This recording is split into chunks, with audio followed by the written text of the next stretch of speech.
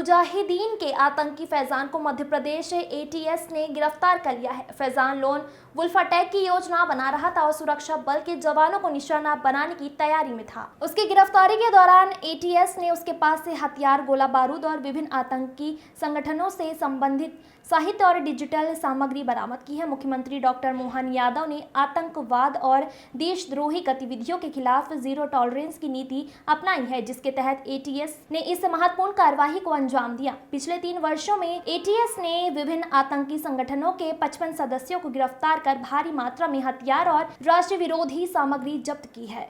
State head साहिल की report. Khandwa police को, Madhya Pradesh police को बधाई देना चाहूँगा। हमारी पुलिस चौकस, चौकन्नी और सतर्क है। यही कारण है कि एक आईएएस का बड़ा आतंकवादी, जिसके माध्यम से बड़ी संभावना थी, हमने चौकन्ने होकर के उसको न केवल अपने कब्जे में लिया, बल्कि उसके साथ कई सारे साहित्य, कई सारी चीज़ें हैं। हम इससे जुड़ी भारत सरकार की सभी गुप्त एजेंसियों के संपर्क में भी आ गए हैं। हम उनको भी जानकारी दे रहे हैं कि इसके माध्यम से जो भी बड़े नेटवर्क है अंतर्राष्ट्रीय स्तर के, उससे भी जानकारी जुटाई जाए। और जैसा मैंने पहले भी कहा कि मध्य प्रदेश की पुलिस और मध्य प्रदेश का प्रशासन किसी भी प्रकार की कोई घटना हो ये बर्दाश्त नहीं करेगा। यही कारण है कि ऐसे आतंकवादी को हमने न केवल पकड़ने में सफलता प्राप्त की है, बल्कि इससे जुड़े हुए सारे राज भी हमने समझ लिए हैं। उम्मीद करता हूँ कि पुलिस की इस कार्रवाई से निश्चित रूप से इनकी कमर टूटेगी और ऐसी किसी घटनाओं से लड़ने में पुलिस सक्षम है। मैं पुलिस के जवानों को बधाई देना चाहूँगा और उम्मीद करता हूँ कि वो यही सजगता बरकरार रखेंगे।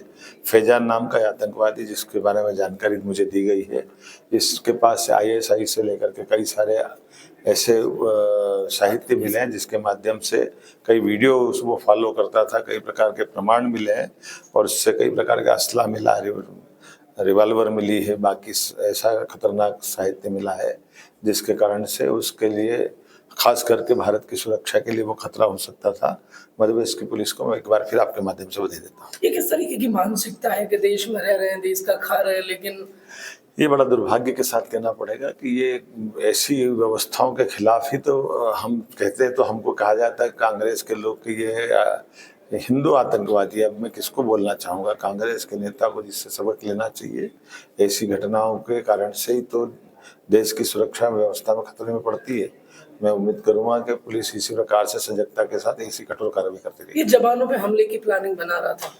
बहुत सारी बातें हैं, अभी मैं ज़्यादा कुछ बोलूँगा वो ठीक नहीं रहेगा, लेकिन हमने समय रहते बहुत बड़ी वारदात होने को रोका है और मध्य प्रदेश की सरकार ऐसी बातों से निपटने में सक्षम। केंद्रीय जांच एजेंसियों से कांटेक्ट किया? जरूर मैंने बोला ना प्रारंभ में कि सबसे पहले हमने केंद्रीय गुप्तचर संस्था से लेकर भारत सरकार को सूचित किया है कि ऐसी व्यक्ति एक ऐसी घटना से लिप्त पाया गया। हम भी अपनी जाँच कर रहे हैं और वो उनको भी सहयोग करेंगे ताकि वो उससे डिटेल में जानकारी निकाल सकें। थैंक यू, बहुत धन्यवाद।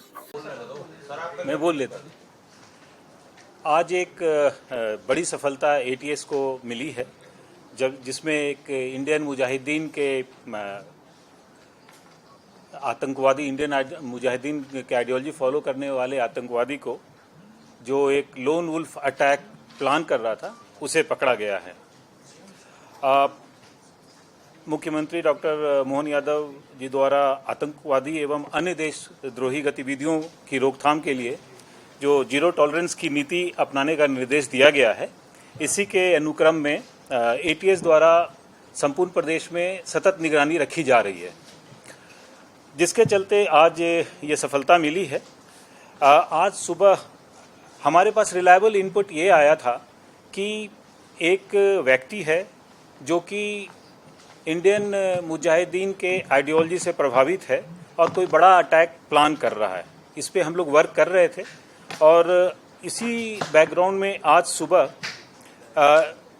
एक आतंकी फैजान, पिता हनीफ शेख, जिनका उम्र 34 वर्ष है और ये कंजर मोहल्ला खंडवा का रहने वाला है, इसे गिरफ्तार किया गया है। यूएपीए के अन्य विभिन्न धाराओं में इन्हें गिरफ्तार किया गया है और इससे भारी मात्रा में आईएसआई, आईएस एवं अन्य आतंकी संगठन के जो जिहादी लिटरेचर होते हैं, ये जब्त किया गया है।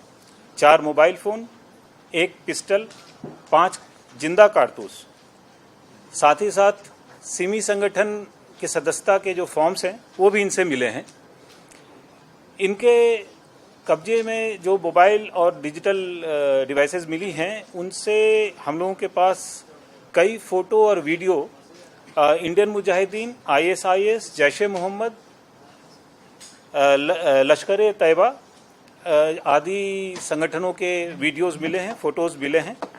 और अभी हमारी इस पे तहकीकात जारी है, पूछताछ जारी है। हम लोग अभी इस पे आगे की विवेचना कर रहे हैं और ये भी पाया गया है कि ये कई सिमी संगठन के जो पूर्व मेंबर्स थे उनसे भी संपर्क में था।